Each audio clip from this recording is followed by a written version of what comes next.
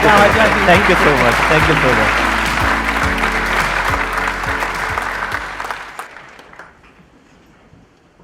Thank you so much जो आप इतने टाइम से कर रहे हो।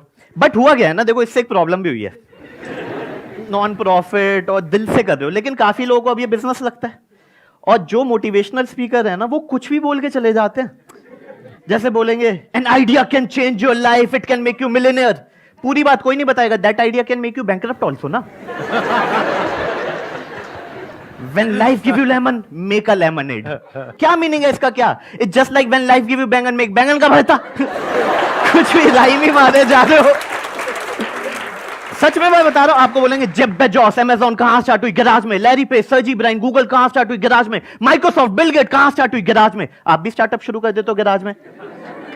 2 महीने में स्टार्टअप बंद हो जाता है, फिर गैराज बिक जाता है, फिर उसी गैराज में खुद ही मैकेनिक की जॉब कर रहे हो। तो हर जगह वैलिड नहीं है भैया, मैं बता रहा हूं ये। ठीक है। एक तो सर आज के टाइम में आप देखो, मैं इंजीनियर हूं, 3rd ईयर में 2 लड़के स्टार्टअप शुरू कर देते हैं। स्टार्टअप कल्चर ऐसा आ गया, 2 लड़के स्टार्टअप शुरू कर देंगे, एक सीईओ बन जाएगा, दूसरा एमडी। इससे नीचे कोई है ही नहीं आज के टाइम में। मैंने कहा सीईओ तो बन गया, एग्जीक्यूट किसको कर रहा है? एमडी तो बन गया, मैनेज किसको कर रहा है? कुछ और अलग स्टार्ट होंगे, बोलेंगे सीईओ एमडी फाउंडर। मैंने कहा चार्टर्ड अकाउंटेंट, सेक्रेटरी, प्यून और लिख देता, तेरी कंपनी ही खत्म हो जाती। कुछ को पता नहीं होता what's the difference between CEO and MD. आप पूछो what you do, but I am an entrepreneur. Sorry, I am an entrepreneur. आप पूछो स्पेलिंग बता दे, स्पेलिंग क्या पूछ रहे हो? और सर मैं बताऊं, आज के टाइम में सारी किताबें लाल बत्ती पे मिल रही हैं सबकी। तो एक बंदा मेरे को किताब बेचा, how to sell anything to anyone.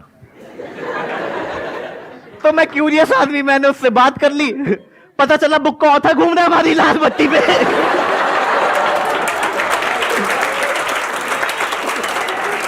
कुछ भी किताबें चल रही हैं, कुछ भी। लेकिन क्या हुआ ना, इतनी सारी किताबें आने से ना मेरे पास भी मोटिवेशन आ गया कि मैं भी ऑथर बन सकता हूं। Sir I am an author, 3 बुकें लिखी हैं मैंने। स्टैंडिंग ओवेशन नहीं, स्टैंडिंग ओवेशन नहीं बेटा, नहीं। पहली किताब जिसका शीर्षक था बिना पैराशूट के स्काई डाइविंग कैसे की जाए। मोटा कवर, बीच में 1 पेज, उसमें लिखा था नहीं हो सकती। क्यों बनना है तुझे सुपरमैन? दूसरी किताब how to save money and become rich, मोटा कवर, बीच में 1 पेज, उसमें लिखा था बाय अर्निंग मोर। तीसरी किताब, श्रृंखला की आखिरी किताब, हाउ टू अर्न मोर, मोटा कवर, बीच में 1 पेज, उसमें लिखा था start writing this kind of book, जैसे गुप्ता जी लिख रहे हैं।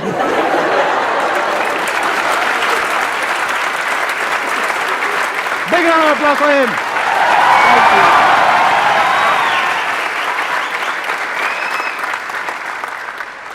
तो अब इससे पहले ऑडियंस आपसे कुछ क्वेश्चंस पूछे। एक क्वेश्चन है मेरे माइंड में कि आज की डेट में स्टैंड अप में बहुत ज्यादा कंपटीशन है, मतलब राइट। तो इसको आप किस तरीके से देखते हो? सर दोनों तरीके से देखा जा सकता है। आपका वे ऑफ थिंकिंग, मेरा है कि जितना ज्यादा कंपटीशन है, मार्केट का पोटेंशियल उतना ज्यादा बने जा रहा है। बट अगर आप वैसे देखो, जैसे अभी भी मेरे ऑलमोस्ट 500 से 600 मिलियन व्यूज हैं ओवरऑल क्युमुलेटिव सोशल मीडिया पे, फिर भी आप देखो कितने लोग नहीं जानते। तो इंडिया का पोटेंशियल अभी बहुत ज्यादा है।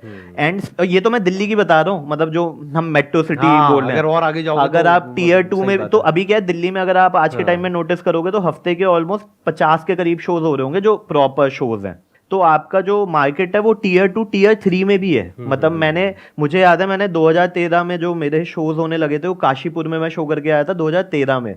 गांधीधाम, कच्छ, अंजर एक गांधीधाम से 100 किलोमीटर दूर। मतलब किसी कॉलेज में या नहीं, पब्लिक शो या कॉर्पोरेट शो, क्लाइंट मेरे को बुला रहे हैं आफ्टर माय वीडियो। काशीपुर में पब्लिक शोज तो तब कम होते थे, अब पब्लिक शोज होने लगे ऐसी सिटीज में।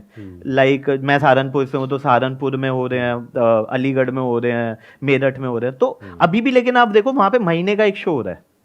मतलब अब पोटेंशियल कितना है। दिल्ली में आज से 10 साल पहले एक शो महीने का होता था, अब वहां पे हो रहे हैं। तो अभी तो बहुत आगे तक जा सकते हैं। राइट। आप में से वैसे कोई सोच रहा है स्टैंड अप कॉमेडियन बनने की?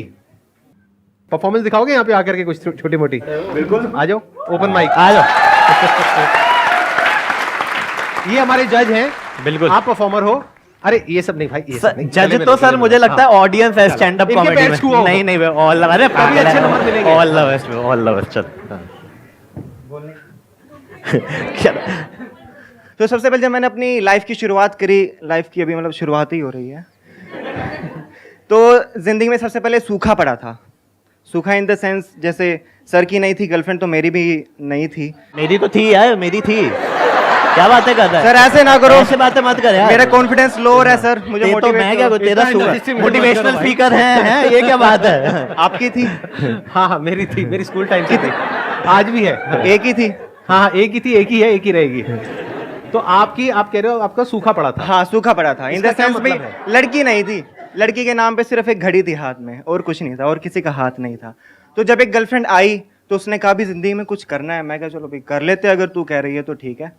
तो उसने मेरे को मोटिवेट करते करते मेरे को कहा भी मैं तेरे को बहुत बड़ा सरप्राइज दूंगी। मैं कहा ठीक है भाई, तू आ गई, इससे बड़ा सरप्राइज क्या हो सकता है। सॉरी मैं थोड़ा कॉन्शियस हो रहा हूँ। अरे नहीं नहीं आराम से बोलो। हाँ कोई नहीं, इसको हम एडिट करके बढ़िया बनाएंगे, आप चिंता मत करो। हाँ मैं यही चाहता हूँ, यही चाहता हूँ। मैं अपनी शॉर्ट वीडियोस पे ऐसे ही करता हूँ, जो गंदा आता है ना मैं उनको एडिट कर देता हूँ। हाँ हाँ कहती सबसे बड़ा सरप्राइज दूंगी, तो पता नहीं क्यों वो थोड़े टाइम के बाद छोड़ के भाग गई। बस ये मुझे नहीं पता ये सरप्राइज था, ये रियलिटी थी, या मेरे पड़ोसी का अच्छा थोड़ा लक निकल गया था, या मेरा ही बैड लक था। तो हाँ बस सर करो करो, एक आध जोक तो आएगा।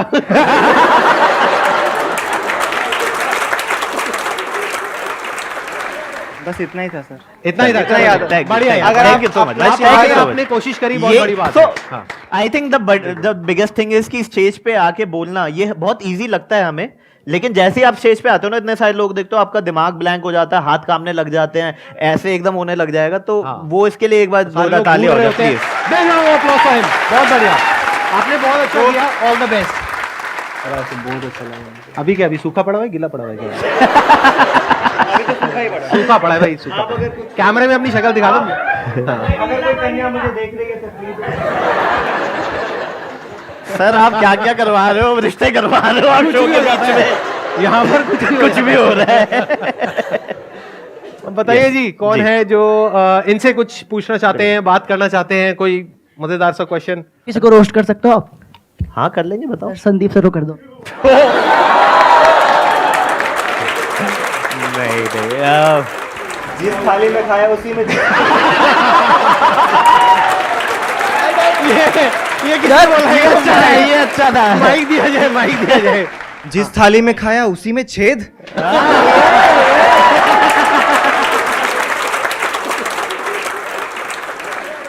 सर को अपनी आइडेंटिटी बतानी पड़ रही है, I am a man. Sir के लिए भी लिखा यस वी कैन।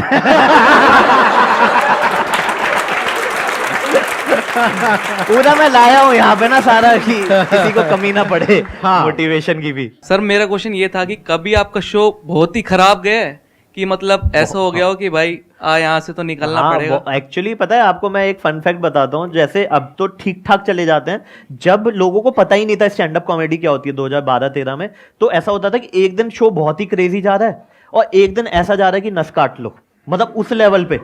और सोचो होता क्या है, जैसे सर आप मैं बहुत ट्रैवल करता हूँ और रात को आप 12 बजे अकेले होते हो होटल में, तो एक दिन तो आप करोगे अरे आज तो मतलब भाई साहब छतें फाड़ देंगे गुप्ता जी, 10 शो करवा दो, और अगले दिन सोचो तो क्या मैं इसके लिए बना भी हूँ? क्या ये मेरा है भी, मतलब सही बात है। तो ऐसे मतलब ना मेरे साथ 2013 से 2016 तक बहुत बार हुआ है, क्योंकि कॉलेज शोज में बच्चों की, अगर बच्चे सेट हो गए आपसे तो वो आप खेल जाओगे, वरना वो फिर आपको ऐसे पकड़ पकड़ के ऐसे कुरेद कुरेद के उतारते हैं।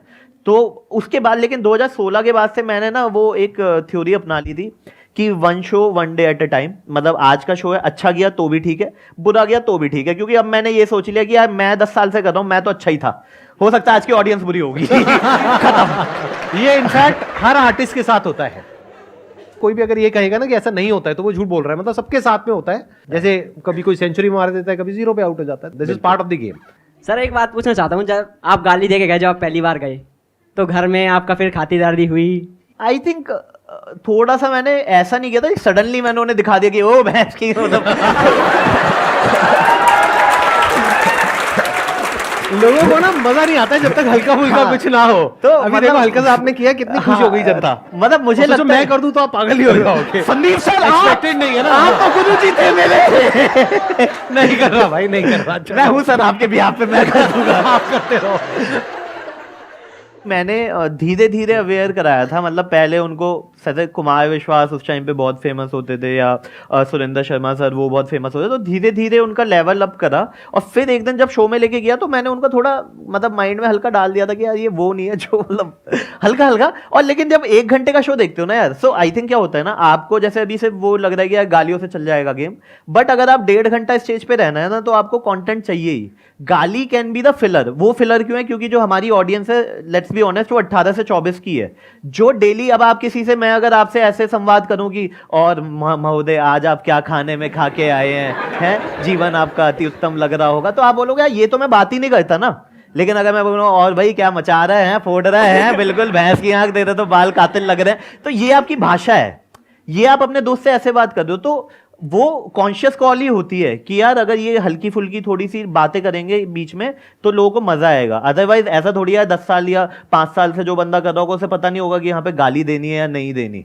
तो फिलर कॉन्शियस फिलर होता है क्योंकि हमें उस ऑडियंस को ही केटर कर रहे हैं हम। हेलो सर, जैसा आपने कहा आपने इंजीनियरिंग करी है जी। तो सर हर इंजीनियर ने कोई ना कोई कांड अपने दोस्त के साथ ऐसी बकचोदी करी होती है जो उसको हमेशा याद रहती है। राइट। तो सर आप एक ऐसा एक किस्सा अपना शेयर करो जो सर हम सबको याद रहे। बिल्कुल बिल्कुल। हॉस्टल में हमारे यहाँ क्या होता था ना, जैसे लड़कियां हॉस्टल में मैक्सिमम क्या ही कर, सॉरी मैं करेक्टर में आ जाता हूँ थोड़ा ना। तो हॉस्टल में क्या होता है ना, लड़कियां रात को क्या ही गेम खेलेंगी कि जैसे डमशराट खेल लिया, अंताक्षरी खेल लिया, और बाकी गेम होंगे जो मुझे नहीं पता क्योंकि मुझे कभी इन्वाइट किया नहीं है और मैंने पता नहीं है। लेकिन लड़के इतने कमीने होते हैं ना, वो क्या करते हैं रात को पूरी बॉडी पे सरसों का तेल लगा लेंगे, ठीक है, और सीढ़ी से फिसलते हुए आएंगे नीचे बिना यूज किए सीढ़ी को। और ये है प्रीलिम राउंड, ठीक है। इसके बाद होता है मेन राउंड। उसमें क्या होता है, उसमें खेलते हैं वो कमीने फियर फैक्टर। फियर फैक्टर में क्या करते हैं, छत से नीचे आना है बिना सीढ़ी यूज किए। तो हम खेल रहे थे तो एक लड़का ऊपर से 4थे फ्लोर से गिरा और जमीन पे गिरा और ऐसे आवाज आई, ऐसे, तो सब भागे ये देखने के लिए कि मरा कौन है। और उसके बाद लड़कों की मेल ईगो इतनी फ्रेजाइल होती है कि जो बंदा गिरा था वो उठा और फिर कहता चलो ठीक है कुछ नहीं हुआ, कुछ नहीं हुआ। मैंने कहा हड्डियां चटकी पड़ी है तेरी। अरे ऐसे ऐसे कांड देखे हैं। एक बार क्या हुआ, एक लड़का सो गया, ठीक है, तो हमारे यहाँ जैसे लड़कियां जब सोती हैं ना, तो आपने देखा होगा साथ वाली लड़की ना कॉन्शियस हो जाती है कि he she is sleeping, just you know keep it light way, because थोड़ा सा केयर करती है। लड़के इतने हरामजादे होते हैं ना। एक लड़के ने क्या किया, हमारे दोस्त सो रहा था, उसका बेड उठा के गद्दा समेत ग्राउंड में छोड़ के आ गए उसको। और वो उठा ही नहीं क्योंकि भंड होते हैं पूरे। वो सुबह उठा और फिर वो अपने आप पे ही दोष दे रहा है, यार रात को लगता है ज्यादा पी ली थी, गद्दा समेत तो हमें ले आता है।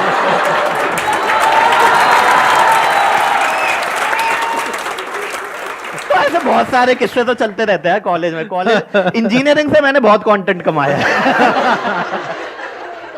सर मेरा क्वेश्चन ये है कि हमारा अगर मूड ऑफ होता है या फिर हम कॉमेडी देख के फ्रेश करते हैं या फिर आपकी वीडियोस देख के मोटिवेट होते हैं, आप लोग क्या करते हैं? मैं इनकी वीडियो देख के ही ये मेरी वीडियो देख लेते हैं। थैंक यू जी यहाँ पर आने के लिए। I really enjoyed it.